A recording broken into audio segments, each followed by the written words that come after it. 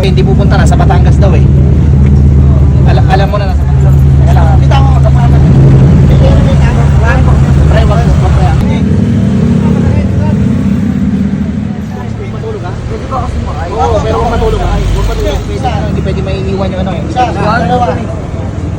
Angat.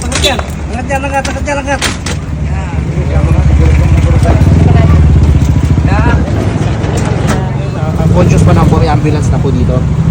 Yeah. Kasi kailangan po ng relative sa ambulance. Sana po maka-respond rin po kayo, makapunta.